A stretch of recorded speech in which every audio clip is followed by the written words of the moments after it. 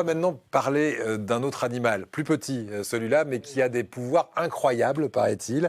Les pouvoirs extraordinaires de la chouette. Vous avez travaillé là-dessus, docteur en sciences Patrice Bourgeois. Elle est vraiment chouette, la chouette? Elle est super chouette. Elle est super chouette.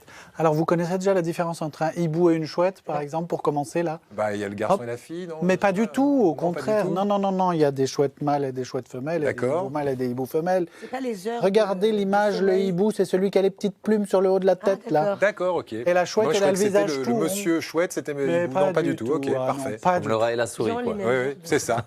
C'est deux familles. Ok. Et alors la chouette, elle a des propriétés extraordinaires. Vous avez vu cette tête toute ronde avec des énormes plumes disposées en cercle autour des yeux. Et bien ça lui permet d'augmenter sa vision et ça lui permet aussi de diriger les sons, de réfracter les sons en fait, comme une parabole. D'accord. Et donc, elle va percevoir les sons beaucoup plus finement que nous. C'est un peu l'œil et l'oreille de Moscou. C'est bionique. Les grandes oreilles. Son œil, et si des on yeux avait bioniques. un œil de la même taille que l'œil de la chouette, proportionnellement à notre corps, il serait gros comme ça, nos yeux. Donc déjà, elle voit 100 fois mieux que nous, ce qui lui permet de voir la nuit et de chasser ses prédateurs. Ses oreilles, c'est le truc le plus fou. En fait, les oreilles de la chouette lui permettent d'écouter les sons tridimensionnellement, spatialement, et de repérer avec précision le moindre petit frémissement dans les sous-bois. Donc là, c'est pratique pour attaquer furtivement les. Mais exactement. Elle a proies. en fait une oreille dirigée vers le bas, l'autre dirigée vers le haut, pas à la même hauteur. Et donc, ça lui permet d'avoir une reconstitution spatiale Incroyable. de l'environnement. Pour attaquer encore plus furtivement, elle a une autre arme secrète, c'est son plumage. En fait, les plumes, vous avez déjà tous entendu un pigeon, par exemple, qui décolle. Ça fait un bruit énorme.